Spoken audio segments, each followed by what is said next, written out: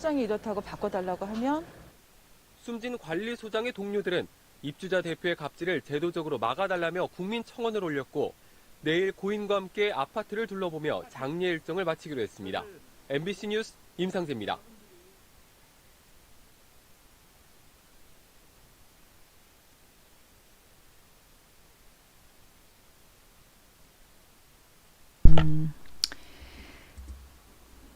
이게 방송사마다 뉴스가 좀 달라요. 그러니까 제가 다른 데를 보면 MBN은 그나마 낫죠? MBN은 그나마 난데 MBN 쪽은 뭐라 그러냐면 그 뉴스를 보면 지속적인 괴롭힘이 있었다. 관리비로 갈등이 살해했다. 뭐 가방까지 챙겨서 태어나게 갔다. 이런 내용은 있어요. 근데 그 다른 언론사 있죠? 그런 데는 오히려 그 내연 관계를 의심한다. 뭐 이런 그 명예훼손될 만한 것도 뉴스에 나오더라고요. 그러니까 솔직히 말해서 거기는 제가 되게 싫어하는 언론사들인데 뭐 얘기 안 해도 아시겠죠. 그 이런 사람 무슨 내연 관계로 무슨 서로 관계 있어 뭐 그 한 사람을 교묘하게 괴롭히는 그런 뉴스들도 있어요. 더러. 그러니까 피해자를 비난하는 그런 일이 너무 쉽다는 거죠. 그러니까 기사 중에 좀 어이가 없는 거는 그 기사가 지금 내려졌는지 어쩐지 모르겠지만 네가 그런 여지를 줬으니까 당한 거 아니야? 뭐 이런 식으로도 있었어요. 댓글도 그 약간 여지를 주면 그거에 대해서 이제 그래 걔가 꼬리 쳤겠지 뭐 이런 댓글들 보면 정말 비분관계합니다. 나라가 개판이 아니고요. 그 대표 회장님이 개판이신 거죠. 그죠? 이건 나라하고 상관이 없습니다. 송범수님. 제가 봤을 땐 그렇고요. 이분이 보면 대표 회장님이 계획적인 범죄인 것 같아요. 그 관리소장 실은 CCTV가 없고 위에 천장에 CCTV는 있었어요. 관리소 자체는. 탁자하고 테이블 위에. 그러니까 그분이 범죄에 썼던 그 칼을 가지고 유유 나간 게 찍혔죠. 그리고 이분이 계획적으로 범죄한 게 나온 거죠. 왜냐하면 제가 봤어도 관리소에 칼 같은 거는 상시 비치하거나 음식점 같은 데가 아니잖아요. 그런 걸로 이분이 우발적으로 범행한 것 같지 않고 이런 거는 계획 범행이라고 더 가중치가 들어갑니다.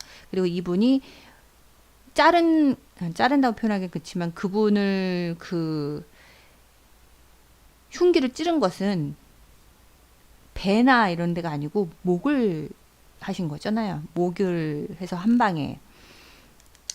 이분은 매우 회장님이 성향이 매우 안 좋으신 것 같아요. 이분은 거의 사회적 격리를 둬야 되지 않을까.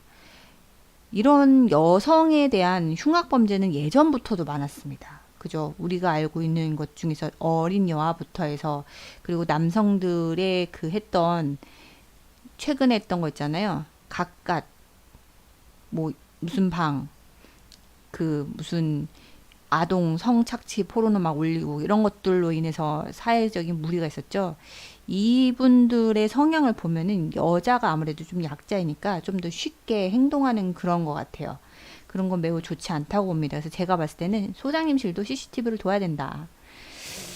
그 단독으로 만나는 건 진짜 안 좋은데 이분 일부러 직원들이 없는 시간을 해서 갔다고. 그분이 간 다음에 직원 왔는데 소장이 쓰러져 있고 피가 흥건해서 그래서 이제 구급차를 불러서 갔는데 사망했다라는 걸로. 지금 잔인합니다. 제가 이런 거 보면은 남 얘기 같지가 않죠. 여기가 인천 한 아파트고 서구 뭐 연희동이라고 하는데 이분에 대해서 아시는 분의 얘기를 들어보면 이분이 격리하다가 주관사 따서 소장님을 하신 거래요. 그리고 여기도 아까도 얘기했었지만 그 통장이 복수인감이 돼야 되는데 회장님이 본인 혼자 행정 절차를 무시하고 그 A씨 혼자서 통장을 개설을 해버리고 이런 식으로 하면 이제 문제가 되죠. 그 회계 기본적인 게 사업자 명의 통장을 개설하도록 되어 있습니다. 근데 개인 명의로 통장을 해서 그냥 그거를 신고도 안 하고 그걸로 돈을 들어오고 나가게 한 것 자체가 이거는 뭐 회계법도 위반이죠. 우리는 어차피 사업자 등록이나 고유번호증이 나오면 그걸로 사업자 통장이 개설되죠. 은행에서 그거를 국세청에 보내주니까. 근데 이런 거를 안 하면 문제가 돼요. 나중에 이걸로 그 사업자 명의 통장을 안 만들고 쓰지도 않으면 미신고 가산세, 미사용 가산세가 있습니다. 뭐 이 정도까지는 나중에 세무기초상식에 제가 이제 오늘 8강 정도는 찍었거든요. 거기서 제가 말씀은 드렸어요. 그 관련해서. 그거는 나중에 그 세무, 그 멤버십 하신 분들은 영상을 보고 그냥 좀 정리를 하시면 될 것 같아요. 제가 지금 멤버십 회원님들 사이드 강의로 세무 기본 5분짜를 하고 있어요. 세무 상식. 근데 그게 여러분들한테는 그 낯설고 새롭지만 웬만한 격리들, 그러니까 상고를 졸업해서 일반 회사로 들어가는 사람들은 어느 정도 알고 있는 것들이죠. 그런 내용들이니까. 근데 우리 그러니까 인문계 나오거나 아니면 대학교 나오거나 아니면 이제 다른 직종에서 일하다가 오신 분들은 세무에 대한 상식이 많이 부족해요. 그래서 저도 그랬거든요. 근데 그거는 별도로 따로 공부해야 되는데 이게 막상 공부하기가 쉽지가 않죠. 그러니까 그것들만 제가 좀 추려서 하고요. 이번엔 세법편이고 세법편 끝나면 뭐 홈택스 한번 하고 이런 식으로 카테고리를 쭉 할 거예요. 근데 이거는 한 달로는 절대 끝날 것 같지는 않고 계속 갈 것 같습니다. 어차피 12월 달에 원천징수 제가 그걸 연달아서 해드릴 거니까 그거에서 공부를 하고 원천징수가 끝나야 그게 개념이 잡혀야 연말정산이 같이 연결이 돼요. 연말정산이 왜 되는지 그리고 그 범위가 어떻게 되는지 그걸 이해할 수 있어요. 그리고 이번에는 세법이 좀 많이 이렇게 환급받는 범위가 좀 더 늘어날 전망이에요. 코로나 때문에 경제가 어려웠으니까 환급받는 조건을 좀 더 완화하는 걸 좀 하실 것 같아요. 그거는 좀 자료를 좀 더 보고 그리고 나서 준비를 해야 될 것 같습니다. 근데 얘기 듣다 보니까 그 통장을 10일 동안 한 5번을 발부를 했대요. 그리고 인감도 분실했다고. 이거 거의 그냥 이분 봤으면 완전 스토킹 수준이에요. 숨 쉴 수 있는 구멍이 없어요. 그리고 보면은 한 사람을 교묘하게 그냥 괴롭히는 그런 성향이잖아요. 저 같으면 이거 못 버텨요. 저는 이런 분들하고 있으면 그냥 한번 싸우고 바로 그만두지. 이렇게 저분처럼 계속 그분을 설득하거나 일단은 참아내고 이런 과정 자체가 너무 힘겹거든요. 저거는 솔직히 말해서 저분이 그러니까 꿋꿋하게 버티려고 하셨던 거에 대해서 참 저는 안타까움이 듭니다. 자기 목숨이 중요한데 제가 그분에게 좀 명복을 빌고요. 좀 다음에는 좋은 곳에 좋은 부모님 만나서 많은 사랑받고 그리고 그런 직장 안 다닐 수 있을 만큼 금수저 물고 태어나시길. 혜아님 이제 오셨다고. 그리고 제가 여러분께 말씀드리지만 제가 저희 카페에 청원 주소를 올려놨어요.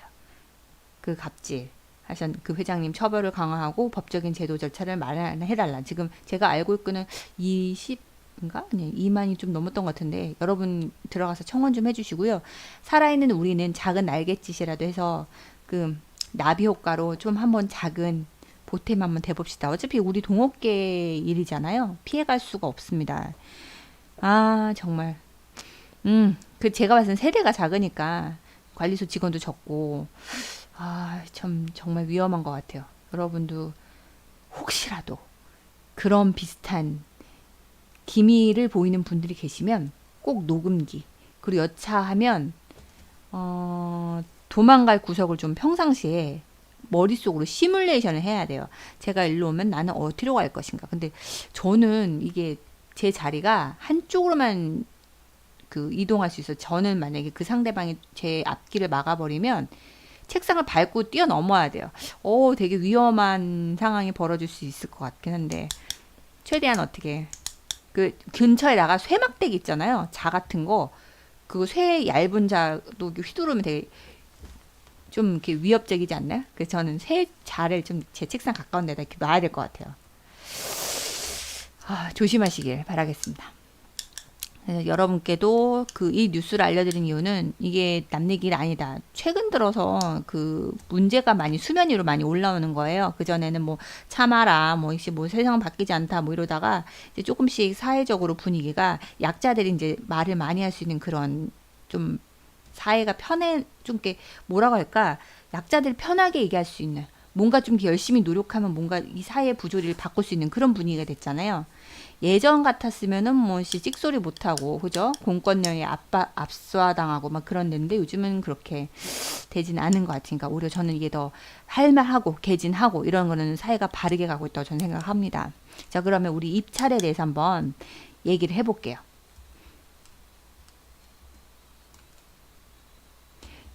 여기 보면 공동주택에서 제일 많이 외부 회계감사를 받으면 걸리는 게 감사지적사에서 제일 많이 걸리는 게는 사업자 선정 지침이거든요.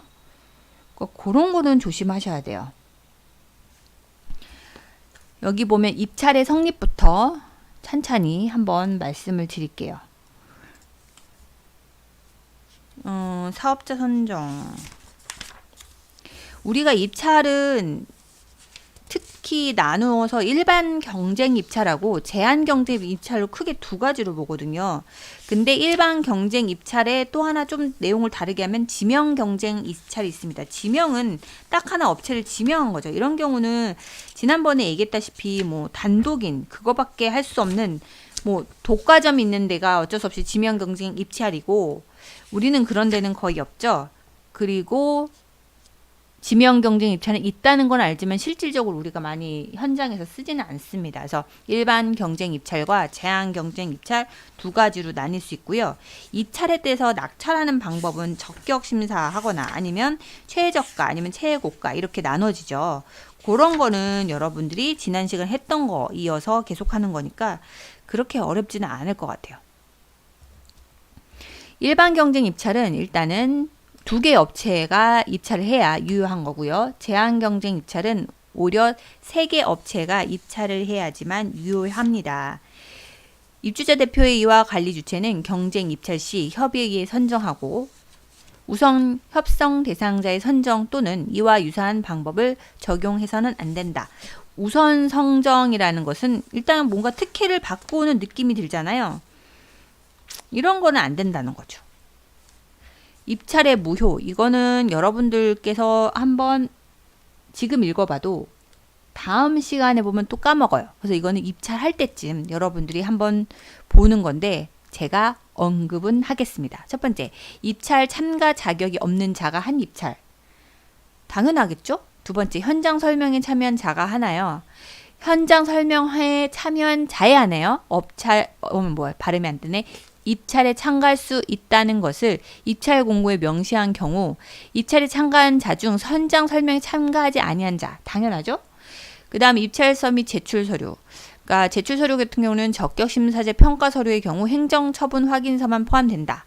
그러니까 제출 서류가 입찰 공고에 제시된 마감 시한까지 정해진 입찰 장소에 도착하지 아니한 거는 안 된다. 그 다음에 입찰 보증금의 납부일 시까지 정해진 입찰 보증금을 납부하지 않은데, 그러면 이것도 해당이 안 됩니다. 무효가 돼요, 입찰이. 입찰자 본인 또는 본인의 대리인이 올 때는 위임장을 받아와야 돼요. 그죠? 만약에 대리인이 임직원도 아니고 무슨 부장 뭐 이런 식으로 하면 위임장 받아와야 돼요. 그 아닌 사람이 입찰을 했다? 그것도 이거를 입찰의 무효 조건이 들어갑니다. 동일한 입찰권에 대해서 동일인이 2통 이상의 입찰서를 제출한다. 이거는 사업자 명의를 여러 개 하신 분들도 있어요. 그죠? 그런 분들은 본인 사업장에 그 계속 가지치기 한 업체를 해서 그렇게 하면 담합의 일종이기 때문에 얘도 제출할 때 이분이 같은 동일 업종이고 대표자가 같다. 그러면 얘도 무효로 봅니다. 그 다음에 동일한 입찰권에 대해서 타인의 대리를 겸하거나, 이것도 마찬가지죠. 6번과 같은 내용이에요. 근데 애매하게 다른 거에 대해서 아예 언급을 해버린 거죠. 그 다음에 입찰자가 기명 날인이 없는 입찰을 했다. 그것도 무효고요. 입찰 가격 산출 방법 및 기준을 위반하여 제출한 입찰, 얘도 그러니까 이것도 입찰이 무효가 됩니다. 입찰서의 기재 내용 중 중요 부분에 오기가 발견되어 개찰 현장에서 입주자 대표의 또는 관리 주체가 확인한 입찰, 제출 서류가 거짓이나 허위로 확인된 것도 무효입니다. 타인의 산출 내역서와 동일하게 작성된 산출 내역서가 첨부된 입찰, 이것도 물론 무효죠. 이거는 그 내용이 가하고 나를 좀 세부적으로 나눠서 나열한 거고, 별지 서식의 입찰서를 사용하지 아니하거나 입찰서의 입찰 가격을 아라비아 숫자로만 기재한 입찰.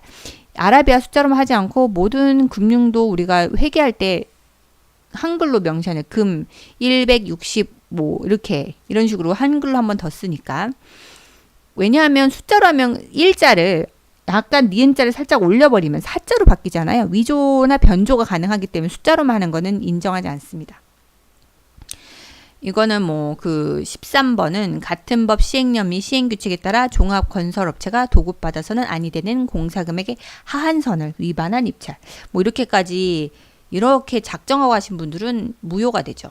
낙찰 방법하고 입찰의 그 종류하고는 다른 거예요. 입찰은 입찰의 성립 조건이고 그 입찰에 성립하기 위해서 입찰을 강행한 참여한 업체들을 중에서 누구 낙찰하는 방법은 요거 세 가지. 낙찰의 방법은 적격심사제 또는 최저 낙찰제 중 선택해서 입주자 대표 의결로 결정하고 이거는 결정된 즉시 대표회의가 입주자 대표 또는 관리 주체가 공고를 해야 됩니다. 게시판이나 아니면 계약서에 다 그거로 공고를 해야 되죠. 입주민 투표로 낙찰 방법을 결정하고자 하는 경우에는 공사 또는 용역사업에 한할 때는 관리규약으로 대상 금액을 별도로 정해야 합니다. 요거는 여러분 다 알고 있는 건데 적격심사제는 제일 중요한 거는 평가 기준에 따라 최고점을 받은 그 증거 자료를 갖고 있으셔야 돼요. 물론 최저 낙찰제, 최고 낙찰제 있는데 아파트는 최고 낙찰제는 하진 않죠. 최저 낙찰제는 최저가, 즉 상대 업체의 가격까지 다 갖고 있으셔야 돼요. 입찰서의 제출에 대해서 한번 볼게요. 입찰서의 제출은 전자 입찰 방식의 경우 그 전자적인 방법으로 입력을 하고 그 밖에 입찰 서류, 구비 서류에 대한 거는 시스템에 서류에 등록하는 방법으로 제출하는데 이거는 다 출력해서 보관하셔야 돼요. 전자에 있으니까 출력 안 해도 되겠지가 아니에요. 이거 다 출력해서 대표회 때 보여드리죠. 그리고 이거 전자만 입찰하지 않고 우편으로 보낸 데도 있어요. 그죠? 아니면 직접 갖고 오시거나 이런 경우는 입찰자 에 대한 서류를 다 받으셔야 되죠. 그리고 그 사람이 본인이거나 임원 아니면 그 밑에 직원이라면 위임장을 받으셔야 됩니다. 그리고 몇 시, 몇 날, 몇 시에 갖다 주셨는지 그걸 다 기록하셔야 돼요. 그리고 제출 서류는 입찰서 제출 마감인 6시까지 도착한 것에 하나의 효력이 있고 6시 넘은 거는 효력이 없습니다. 그리고 입찰 공고 기간을 초과하여 공고한 경우에는 제출 마감 시간을 6시 이전으로 정할 수 없습니다. 이 경우 입찰 공고문에 명시하거나 아니면 또는 얘기할 수 있는데 어쨌든 6시까지 통상하니까 알고 계시고 그리고 입찰 제출한 사람이 해놓고 어머 업체 이거 딴 거예요. 다른 거예요. 그래서 바꾸러 왔다? 그러면 그건 안 된다. 처음에 이거는 화투판하고 똑같아요. 낙장 불입입니다. 한번 주면 끝이에요. 바꿀 수 없습니다. 입찰서의 개찰. 입찰 공고에 명시된 일정에 따라 입찰 업체 등 이해관계인이 참석한 장소에서 해야 되죠. 만약에 장소 공고를 명시를 해요. 대부분. 일정대로 개찰이 진행되거나 개찰 일정 변경을 통보하였음에도 불구하고 입찰업체가 참석하지 않은 경우에는 입찰업체 등이나 이해관계인이 참석하지 않더라도 우리는 개찰할 수 있다. 오든지 말든지. 그죠? 낙찰자의 선정. 입주자 대표회의 또는 관리 주체는 입찰자의 서류를 입찰서에 개찰 후에 검토해야 되고 입찰의 성립 여부를 판단합니다. 근데 봤는데 입찰한 업체가 뭐 하나다. 그리고 2개 받았는데 그중 하나는 허위다. 이런 식으로 그거는 무효가 되죠. 그럼 다시 입찰을 하셔야 돼요. 선정 결과 공개. 입주자 대표회의가 주택관리업자 및 사업자를 선정한 경우 관리주체에게 즉시 통지를 합니다. 입찰 공고 내용과 선정 결과 내용, 그 다음에 이런 거 다 기재를 해서 즉시 관리주체에서 즉시 통지를 하죠. 이거를 게시판에 게시도 하고. 그 선정 결과 내용은 요거는 수의계약도 포함해서 들어가는 거. 우리가 알고 있는 수의계약은 얼마예요? 300만 원 이하, 부가세 제외하고. 그리고 적어도 수의계약 할 때는 2개 이상의 업체의 견적서를 받으셔야 됩니다. 그냥 하나만 딱 놓고 수의계약 하시면 안 됩니다. 통지를 받거나 사업자 선정의 낙찰자를 결정한 경우 관리 주체는 해당 공동주택단지의 인터넷 홈페이지가 없으면 게시판, 그리고 이런데 공동주택 관리 정보 시스템 우리 뭐 있나? K아파트. 그죠? K아파트에 올려야 돼요. 재공고. 재공고 같은 경우는 입주자 대표회의 또는 관리 주체는 입찰이 성립하지 않는 경우 또는 낙찰을 모의를 한 경우에 재공고를 할 수밖에 없죠. 재공고 시에는 공고기간을 제외하고는 중요한 거 최초로 입찰에 붙인 내용을 변경하면 안 된다. 다만 제한경쟁 입찰의 제한 요건을 완화하는 경우에는 그러지 아니하다. 제한경쟁은 어느 정도 제한을 두고 하는 경쟁이죠. 아까 얘기했던 것 중에 제한경쟁이 뭐였었어요? 기억나시나요? 3인 이상의 유연 입찰 어느 정도 조건을 두고 이런 경우는 뭐 자본금 얼마 이런 거 있잖아요. 이런 거는 완화하는 경우는 그러지 아니하다라고 돼 있으니까 이거는 참고로 알고 계시고. 적격 심사제 운영 중에서 평가 주체 구성, 입주자 대표회의가 계약자인 경우와 관리 주체가 계약자인 경우가 있어요. 이거 지난 시간에 했던 거 기억나시나 모르겠어요. 그죠? 입주자 대표회의가 입대위가 사업자 선정 주체에서 입대위가 사업자를 선정하는 거 뭐 있었어요? 하자보수 보증금.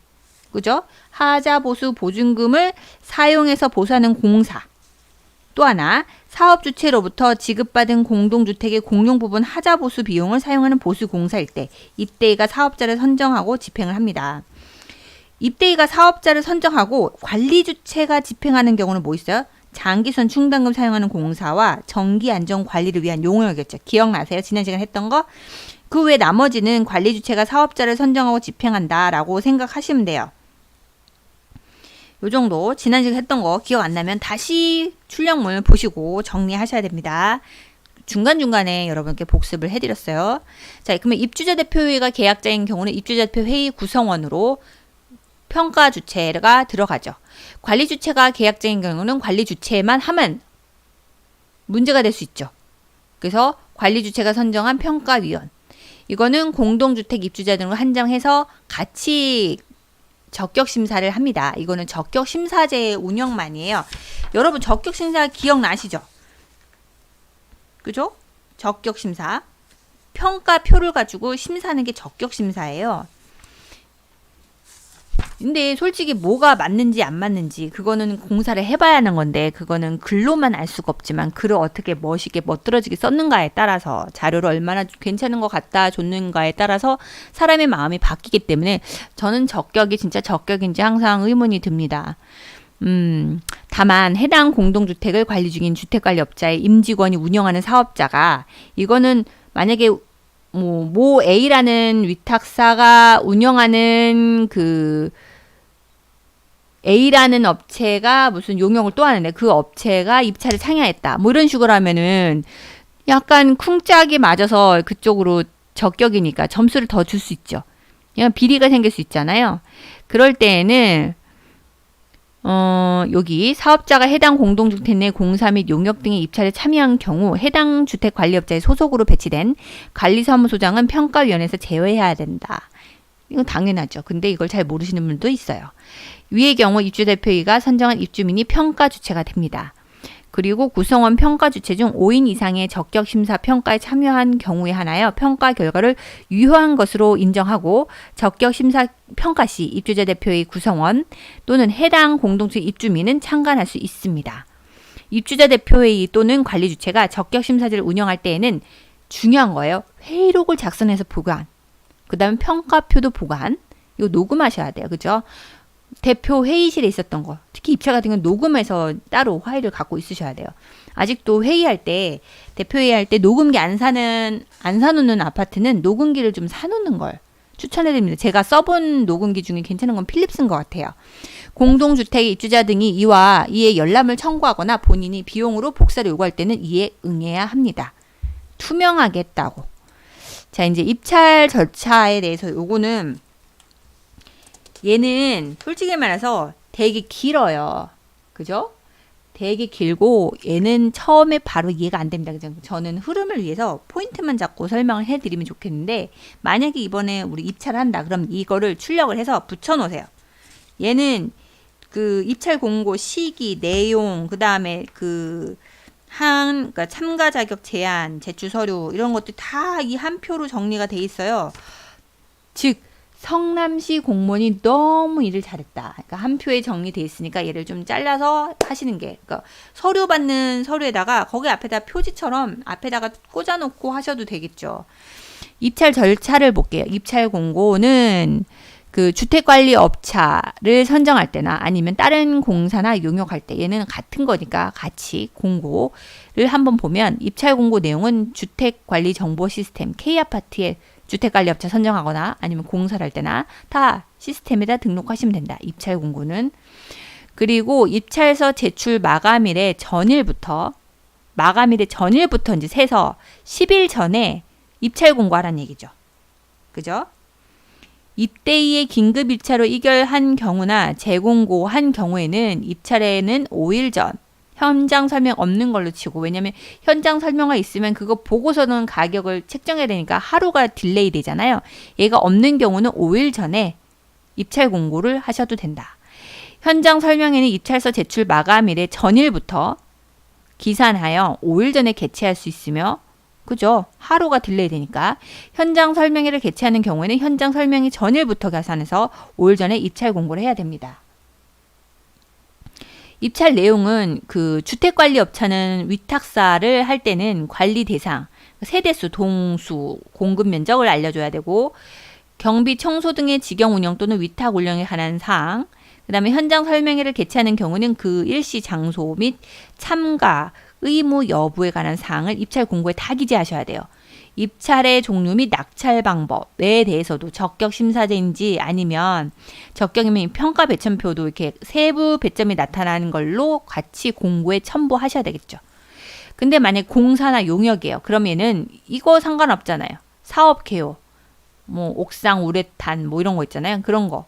지하 주차장, 뭐 그 방수, 뭐 이렇게 바닥, 그 뭐냐 아스팔트 공사 뭐 이런 거 제목을 가지고 사업 내용과 규모, 면적을 알려줘야죠. 현장 설명을 개최하는 경우에는 그 일시 장소 및 참가 의무 여부에 관한 사항도 같이 예하고 좌동입니다. 입찰의 종류도 마찬가지 예하고 좌동입니다. 그죠? 요게 좀 달랐어요. 그리고 주택관리업체의 입찰 공고 내용은 계속해서 보면 입찰서 등 제출 서류에 관한 사항, 개찰의 일시 장소, 얘는 좌동이에요.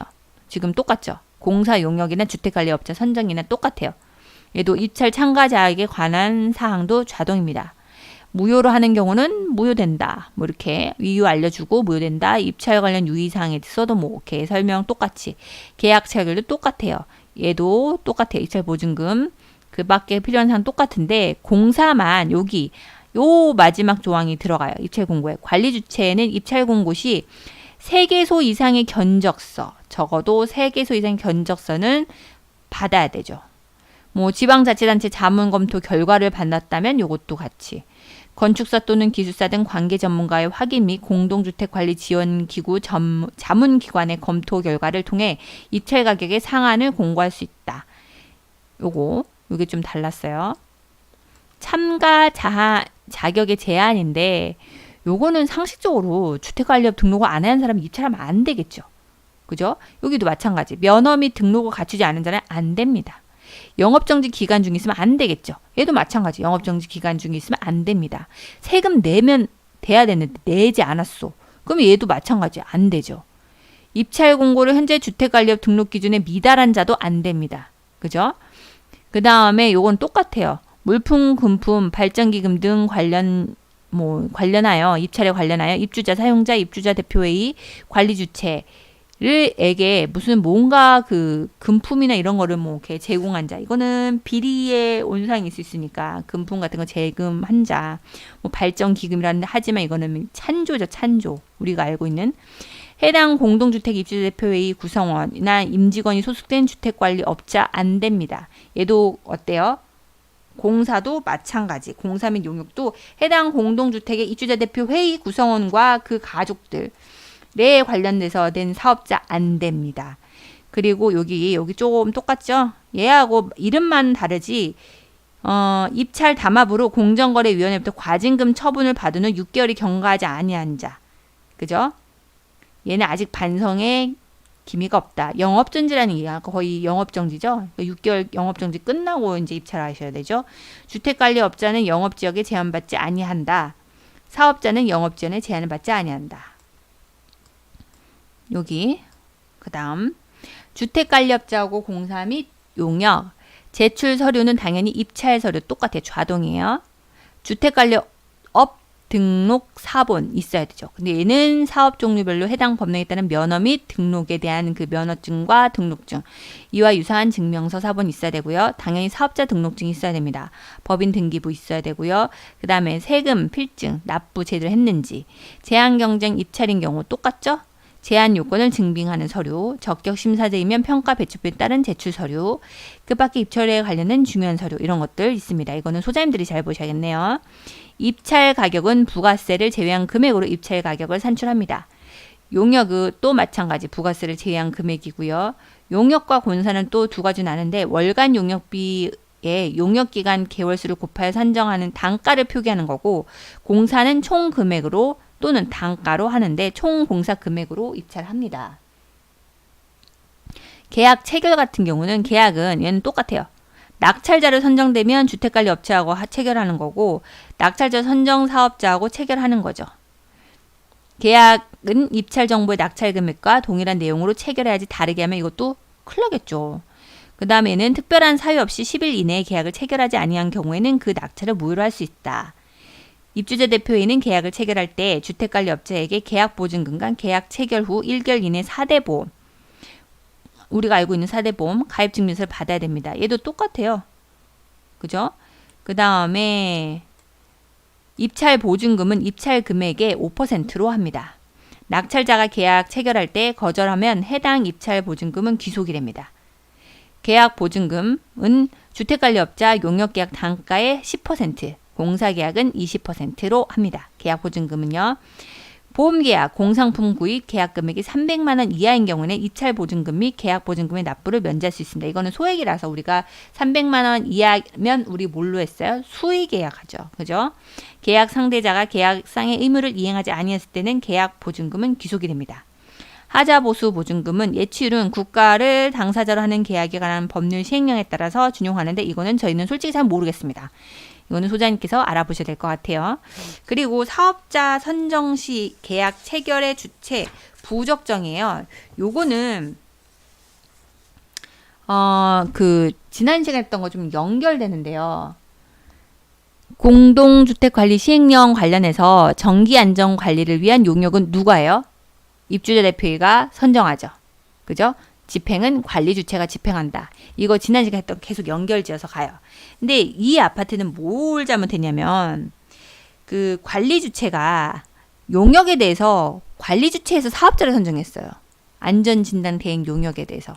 그러니까 얘를 관리사무소장이 자기 이름으로 계약을 해버린 거죠. 계약은 뭘로 쓴다? 입주자 대표 회의가 쓰고, 그죠? 집행은 관리 주체에서 한다라고 하는데 계약서를 소장님이 찍어버렸다. 그래서 걸렸습니다. 여기 보면 관리비 등의 집행을 위한 사업자 선정.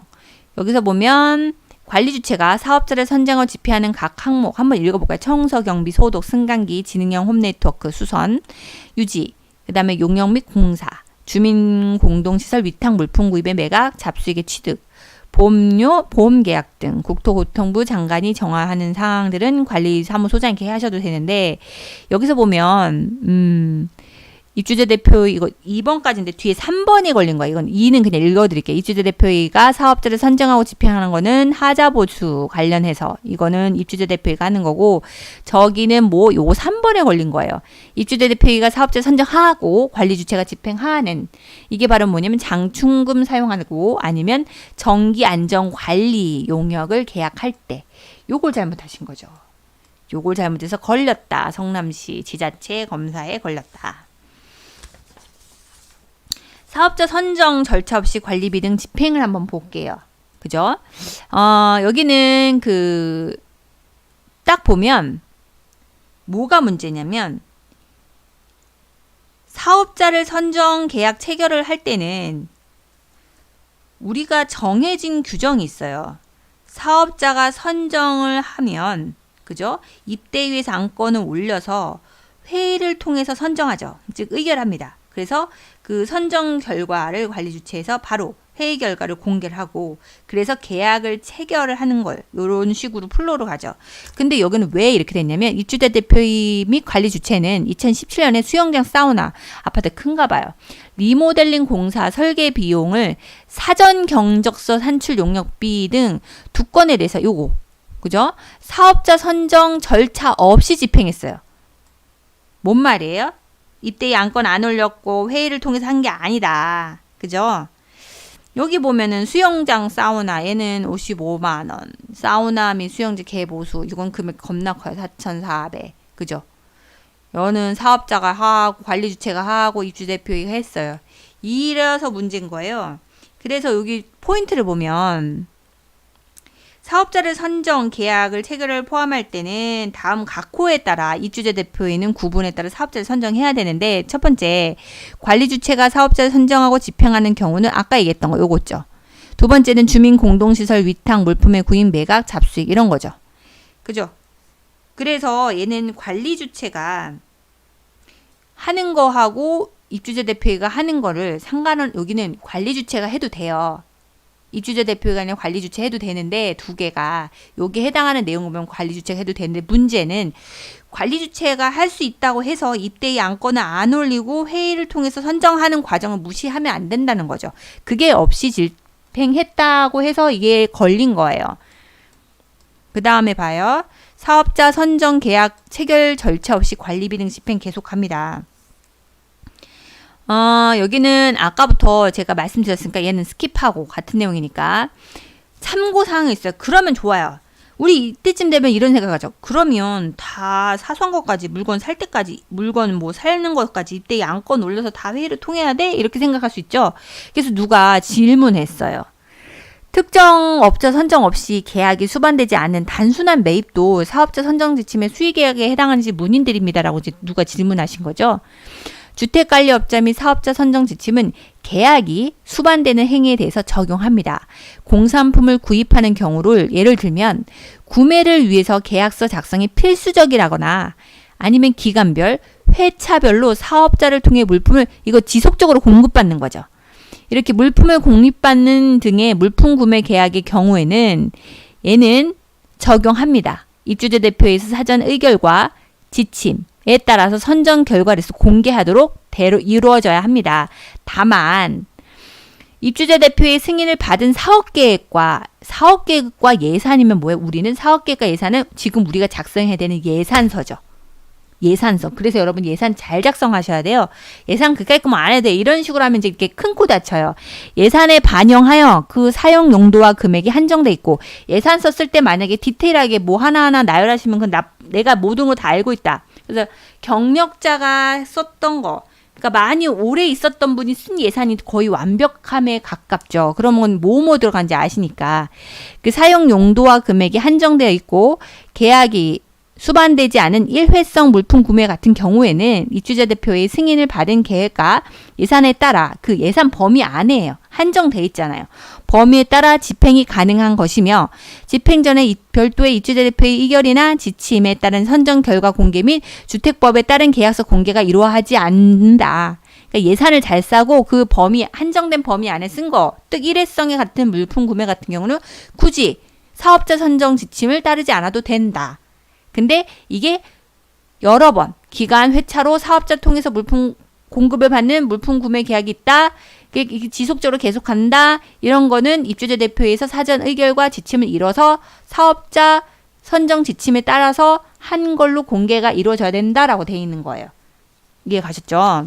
이렇게 법적인 얘기를 하려는 게 설명이 길어져요. 저도 이렇게 여러분들 이해하기 좀 쉽게 하려고 하는데 이게 계속 강조를 하게 되네요. 다음 한번 볼게요. 이것도 제한경쟁 입찰은 계약의 목적에 따라 사업 실적, 기술 능력, 자본금을 제한하죠. 근데 이거 너무 형격이 높아버리면 다른 업체를 아예 그냥 진입장벽을 해버리는 거니까 얘는 좀 조심조심 하셔야 돼요.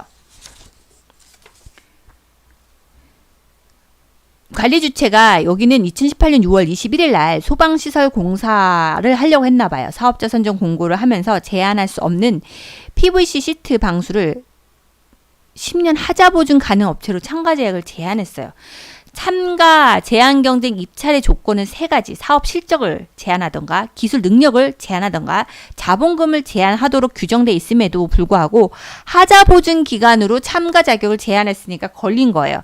나열은 괜히 나열이 아니에요. 요 3가지 것만 니네가 제한해라라고 한 건데 다른 걸로 제한을 해버린 거죠. 그래서 얘가 사업자 선정 지침을 위반한 거다. 경쟁 입찰의 경우는 일반 경쟁과 제한 경쟁 입찰이 있는데 일반 경쟁 입찰은 우리가 알고 있는 일반 입찰이죠. 사업 종류별로 관련 법무에 따른 면허 등록 또는 신고 등을 하고 그 사업을 영위하는 불특정 다수의 희망자의 입찰에 참가한 거. 이게 우리 일반적이 하는 거고요. 제한경쟁 입찰은 사업 종류별로 관련 법령에 따른 면허, 등록 얘는 똑같아요.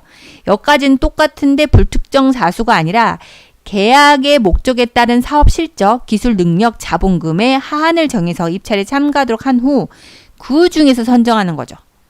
이 경우는 계약의 목적을 현격히 넘어서는 과도한 제한을 해서는 안 된다. 말하는 사업 실적은 최근 3년간으로 합니다. 그리고 기술 능력은 그 필요한 기술을 보유함으로써 입찰 대상자가 10인 이상인 경우 제한할 수가 있고요. 요 정도는 그 좀 이해하고 입찰을 할 때 입주자 대표회의가 우리 제한 경쟁해야 되냐 아니면 일반 입찰을 해야 되냐 물어보면 설명하실 수 있어야 돼요. 근데 뭐 경리가 설명할 건 없고 소장님들이 설명하셔야겠죠. 그 다음에 그 과도한 제한에 해당하는 거에 대해서 이제 누가 또 질문을 했어요. 이쯤 되면 제한이 어디가 과도한 건지 모르잖아요. 하한선을 정할 때는 해당 계약의 규모 등을 감안해서 과다한 제한을 하지 말도록 했는데 그 과다한 제한이 뭔가 그래서 이제 좀 나열을 했어요. 사업 실적 같은 경우는 적격 심사제의 평가 항목은 적격 심사제는 10건이 넘어가면 10건을 만점에 그러니까 이 사람이 그 기간 동안 한 건 한 업체하고 2건 한 업체하고 10건을 한 업체가 보면 실적은 누가 더 좋은 것 같아요? 10건을 수주해서 완공한 사람 실적이 더 좋죠. 이거예요. 그러니까 10건을 만점의 상한선으로 규정돼 있어요. 그러니까 10건 이상은 모두 만점이 되는 거죠. 근데 이 기준을 참고해서 제한경 입찰 시 사업실적 제한선을 설정하는 것이 바람직한데 만약에 공동주택에서 관리 실적 우리는 50개를 갖고 온 사람이 좋아 라고 하면 소용이 없어요. 이건 뭐냐면 10건이 넘어가면 만점이라니까요. 50개는 10건이 넘잖아요. 해당 입찰에 유효하게 참여한 업체는 적격심사지 실적 평가 항목에서 모두 만점을 받게 되니까 변별력이 떨어집니다. 이런 거는. 그 다음 자본금. 해당 계약의 규모와 해당 법령에서 업 등록 요건을 제시하고 있는 자본금이 있으면 법정 자본금 등을 고려해서 제한선을 설정하는 게 바람직합니다. 법정 자본금은 검색해서 알아서 하셔야겠죠. 여기까지 뭐 제가 알 필요는 없다고 봅니다. 그리고 최근 3년간은 고정된 평가 기준이고 발주처인 공동주택에서 이 기간을 임의로 단축하거나 연장하여 공고하는 건 적합하지 않다. 근데 할 때 3년 이내라고 되어 있으면 그것은 최근 1년 혹은 2년 이내 실적일지라도 제한 요건을 충족하는 것이 되겠죠. 만약에 3년 이내라는 조건을 바꿔버리면 그 다음에 계약 목적물과 같은 종류의 실적이라고 하면 최근 3년간의 모든 실적이 아니라 최근 3년간 계약 목적물과 같은 종류의 실적으로 제한을 해야 되겠죠. 이런 계약 목적물과 같은 종류. 예를 들어서 그 승강기 유지 용역의 사업자를 선정하면 승강기 유지 관련된 실적을 갖고 와야지 우리는 승강기 교체 공사 실적이 이렇게 있습니다. 라고 갖고 오면 이거는 안 된다. 이거는 무효다. 이 사람 해당하면 안 된다. 그 다음에 실적을 말할 때는 지금 우리가 지금 하고 있어요. 뭐 착수하고 있습니다. 진행 중입니다. 아니면 계약을 곧 착수할 것 같습니다. 이거는 실적으로 들어가지 않는다. 라고 이해하시면 됩니다. 이거는 뭐 그 부적합 참가 자격 예시라는데 저는 솔직히 이거 갖고는 너무 잘 모르겠고요. 이런 거는 누가 판단한다? 소장님. 만약 이거에 대해서 자세히 알고 싶으면 관련 법규나 이런 규정은 좀만 더 찾아보셔야 될 것 같다. 우리가 격리가 뭐 이 정도까지만 알아도 대단한 거 아니에요? 계속 볼게요. 수의계약, 임의계약, 임의 체결 부적성. 이거는 여러분 수의계약은 우리가 알고 있어야 돼. 격리도 상식적으로. 부가세 제외하고 300만 원 돼야 돼요. 밑으로. 부가세 제외하고 300만 원 이상이면 그때는 수의계약하면 안 됩니다. 공사 용역 등은 경쟁 입찰로 사업자 선정하셔야 돼요. 이런 거. 근데 여기 아파트는 2017년 12월 4일 사우나 및 수영장 리모델링. 아까 그 아파트 같아 느낌에. 그죠? 요거 2200이죠. 얘를 경쟁 입찰을 안 하고 수의계약을 했어요. 이거 간땡이에 부었나 봐. 이거 미친 거 아니에요? 이거 왜 이렇게 했을까? 이건 좀 너무 그래요. 그러니까 주택관리업체 사업자 선정 지침의 수익계약 대상은 이거 현관펜은 쫙 치세요. 공사 및 용역 등의 금액이 300만 원 이하인 경우로서 부가세를 제외하고요. 그러면 330만 원까지는 된다는 얘기예요. 33. 2인 이상의 견적서를 받아야 돼요. 요것만 기억하시고 얘를 기억 못하는 분들이 있어요. 2인 이상의 견적서. 적어도 업체를 그래도 좀 이렇게 우리가 생각할 때 330만 원이라고 하면 적은 금액은 아니잖아요. 그러면 하나만 알아보나요? 적어도 하나는 더 알아보셔야죠. 더 싸게 하는 데가 있는지. 그래서 견적서를 하나를 더 비교 견적서를 갖고 있으셔야 돼요. 이 경우 동일한 목적을 달성하기 위한 공사 및 용역 등은 시기나 물량을 나누어서 계약할 수 없다. 요거 중요합니다. 쪼개기 공사 안 된다. 금액에 한정돼서 이거 쪼개기 공가하시는 분도 있어요. 그러면 안 된다. 그 다음이 그와 관련된 내용입니다. 여기는 봐봐요. 요거 다 찾아냈어요. 여기를 성남시는. 어쩜 이걸 다 찾아내요? 저는 이거 귀찮아서 못 찾겠는데. 이게 그 작년도 감세 사례주이거든요. 근데 그 작년도면은 우리가 지금 2020년이죠. 그러면 2019부터 해서 이 아파트는 거의 5년치 다 턴 거예요. 16년도 있잖아요. 여기는 수의계약을 잘못한 거죠. 수의계약 여기 보면 공사 용역 금액이 300만 원 부가세를 제외하고 이하인 경우로서 요거에서 걸렸어요. 2인 이상의 견적서를 받지 않았어요. 왜 그걸 판단할 수 있냐면 여기 밑에 보세요. 금액. 부가세 포함해서 3058,000이죠. 그럼 나누기 1.1 하면 278만 원이에요. 그럼 300만 원이 넘어간 게 없어. 금액은. 다 없어.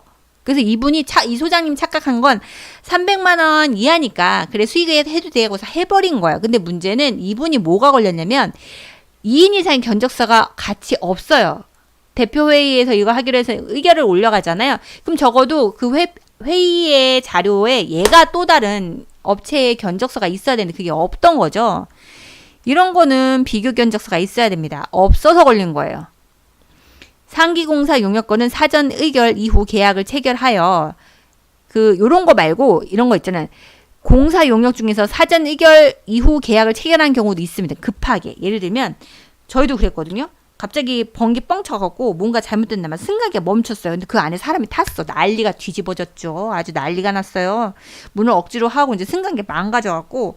근데 거기가 22층이나 15층 뭐 이런 사람들은 죽어나죠. 언제 고칠지 알고 입찰 기다려서 10일 뒤에 입찰 끝나고 회의하고 현장 설명회하고 그러면 그분들 우리 그 민원 감당할 수 있겠어요? 감당 못합니다. 거의 보름을 미친 거죠. 그럴 때는 어떻게? 이럴 때는 원래 그 규정대로 할 수가 없어요.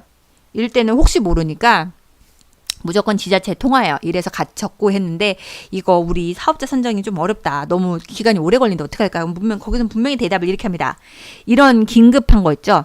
천재지변, 안전사고 발생은 긴급한 경우는 경쟁 입찰을 붙일 여유가 없을 때 일반적으로 선조치 후 보고로 해당하면서 대신 2인 이상의 견적서를 받고 하시라. 수의계약해라. 요거는 알고 계셔야 돼요. 근데 진짜 이거는 천재지변에 안전사고 발생한 경우만 해야지 이거를 막 남발하시면 안 돼요. 요거는 알고 계시라. 근데 혹시 뭔가 알고 있는데도 왜 그 지자체 담당 주무관이랑 통화하라고 하면 얘네가 나중에 점검하러 오잖아. 그러면 그때 봤자 전화해서 문의 받았지라고 기억하면 같이 엮어 들어갈 수 있잖아요. 그래서 그리고 몇 날 며칠 몇 시 주무관 누구랑 통화. 이 사람이 이렇게 해서 수의계약한다. 선 조치 후 보고한다. 이렇게라고 써두세요. 같이 엮어 들어가야 되죠. 그죠? 뭐든지 돌다리로 두들겨 보고 가시라. 여기 한번 볼게요. 단일공사 이게 제가 말한 쪼개기입니다. 쪼개기. 얘 딴 거 없어. 얘 딱 보세요. 211동 뒤편 옥상 바닥 보수공사 우레탄. 210동 옥상 바닥 보수 우레탄. 이거 같죠? 옥상 우레탄 방수공사 같은 거고 시기도 봐. 2016년 4월 19일 하고 25일 계약서 썼다? 이거 웃기잖아요. 공사기간도 그렇고. 업체도 하다못해 똑같아. 이거는 쪼개기입니다. 그러면 이거는 어떻게 해요? 입찰했었어야 돼. 그죠? 이렇게 쪼개기는 안 된다. 이건 눈 감고 이거는 제가 감사 가도 전 찾아낼 수 있을 것 같아요. 쪼개기는 정말 눈에 딱 띈다. 이거 하나만 더 말씀드리고 오늘 여기까지만 하고 끝내면 될 것 같아요. 유찰 후 수의계약. 주택관리업자가 그 일반 경쟁 입찰 또는 제한 경쟁 입찰을 했어요. 일반 경쟁을 2회고 또는 제한 경쟁 입찰을 2회 이상 했는데 계속 유찰이 됐어. 업체도 안 와. 이럴 때는 어쩔 수 없어요. 수의계약이 가능하도록 규정을 합니다. 어떻게? 업체가 안 오는데 또는 계속 이 조건에 맞는 사람이 없는데 그래서 수의계약을 하죠. 그래서 입주자 대표회의는 이 아파트는 복합방수공사에 근데 문제는 2회 이상 유찰인데 여기는 1회 유찰로 그냥 수의계약 해버린 거예요. 복합방수공사를. 응? 그래서 일반 경쟁 또는 제한 경쟁이 2회 이상 유찰이 되면 이럴 때는 최초로 입찰에 붙인 내용을 변경하지 않고 수의 계약을 해야 돼요. 여기서 이 계약 내용도 바꿔버리면 수의 계약하면 안 됩니다.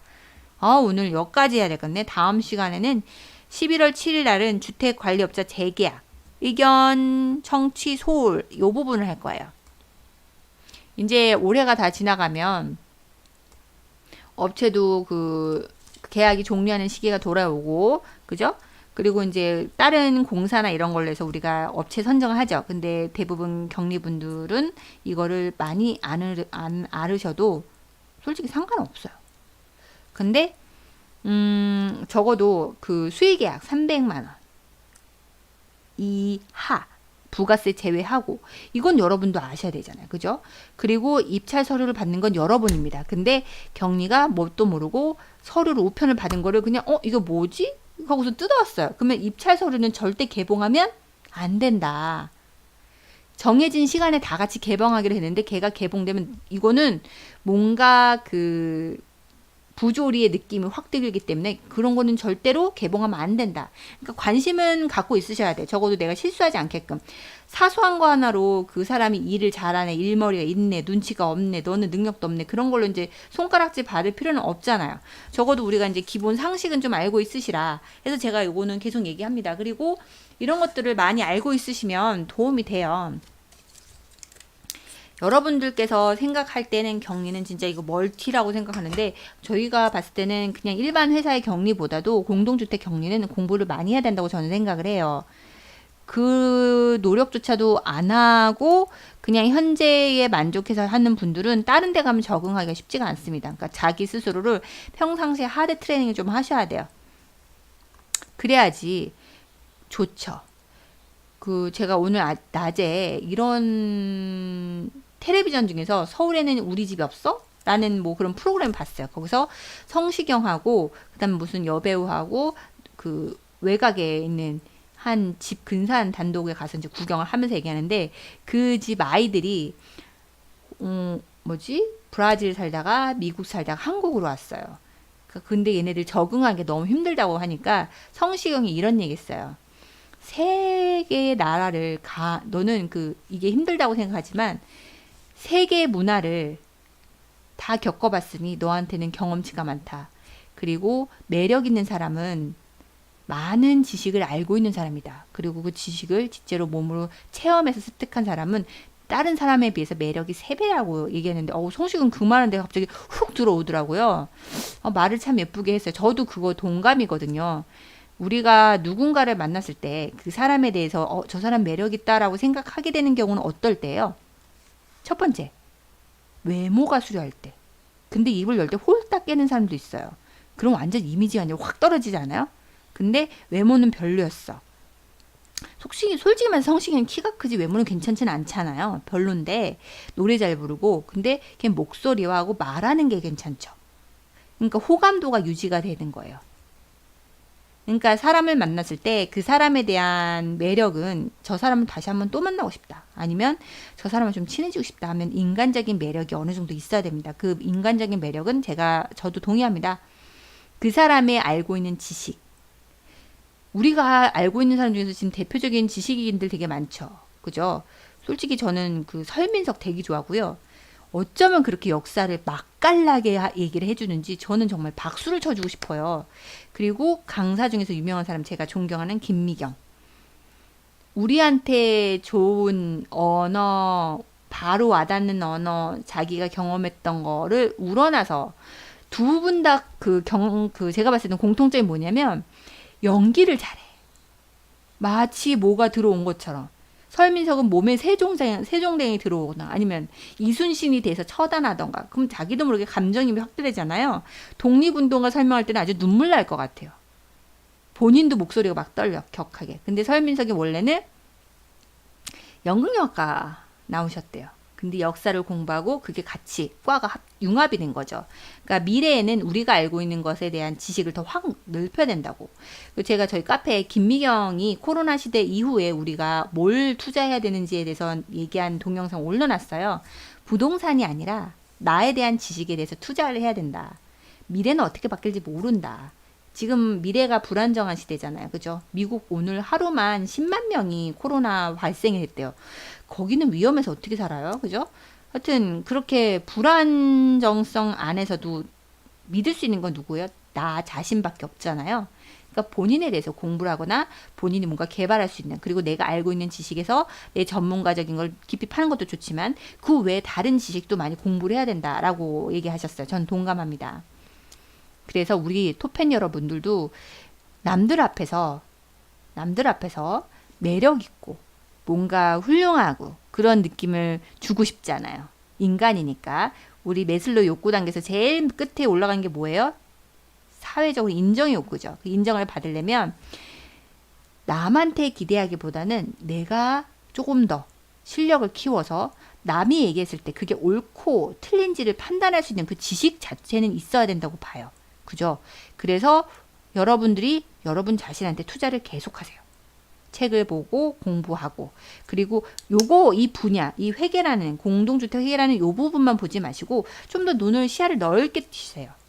해외는 어떤지, 얘네는 왜 그 나라 두 국가가 왜 분쟁하고 있는지. 지금 인도하고 중국이 분쟁을 하고 있잖아요. 얘네들 뭐 때문에 쇠막대기다 못하는 걸로 이제 때리고, 그래서 인도에서는 지금 반중 시위하고 이런 거 있죠. 여러 가지 역사적인 거나 이렇게 다 넓게 보시는 게 제일 중요한 것 같아요. 그러니까 만났을 때 이야기가 하수분처럼 쭉쭉 나온 거예요. 저 유시민 그 작가님도 되게 존경하거든요. 그 알쓸 신잡할 때 그분의 지식에 박학다시면 진짜 제가 혀를 내둘렀어요. 어쩌면 그분이 말하는 것마다 그 멋진, 그리고 속을 파는, 그리고 뭔가 사이다가 빵 뚫리는 것 같은, 그리고 여태까지 예측했던 것이 막 맞아 떨어져 나갈 때 정말 소름이 쫙. 여튼 저는 그런 거 보면 제가 매력 있다고 생각하는 사람들은 뭐 물론 박보검도 좋고, 그런데 뭔가 배울 수 있고 인생에 있어서 철학이 있는 사람. 그러니까 이효리가 지금도 사랑받는 이유는 딴 그 환불 연장대에서 제가 봤을 때 이효리가 제일 값진 것 같아요. 노래 실력으로 하면 저는 화사가 제일 좋고요. 왜냐하면 걔는 인생에 있어서 철학을 좀 어느 정도 깨투른, 걔라고 하긴 그렇지만 한 여성인 것 같아요. 환불 연장대 짱입니다. 다음 주가 마지막이래요. 그 다음 더 뭐 봐. 어쨌든 놀면 뭐하니는 계속 볼 거니까 이제 응원합니다. 자, 그럼 여러분 오늘도 수고하셨고요. 아, 오늘 오시는 분들 다 수고 많으셨습니다. 그리고 그 박현아님도 나중에 오셨고, 그 다음에 제주맘님도 오셨고, 밀라님도 오셨고, 정수미님도 오셨고. 자, 오늘 좋은 밤 되시고요. 오늘 가을에는 성시경의 노래를 한번 들어보시는 것도 나쁘지 않을 것 같습니다. 그럼 여러분 안녕히 주무세요. 아, 참, 내일 어쩌면 갑자기 대낮에 라이브 실방할 수도 있어요. 왜냐면 제 운영진들 다음 과정 때문에 스텝 회의를 하면서 영상을 좀 이렇게 올릴까 말까 생각인데, 만약에 제가 올리게 되면 그냥 갑자기 확 올릴 거예요. 근데 여러분 실시간 안 와도 저는 뭐라 안 하겠습니다. 근데 몇 시에 올릴 거라고 얘기는 드리긴 좀 어렵고, 일정이 어떻게 될지 모르니까 한번 그 카메라 쓸 겸 해서 한번 해볼 생각이에요.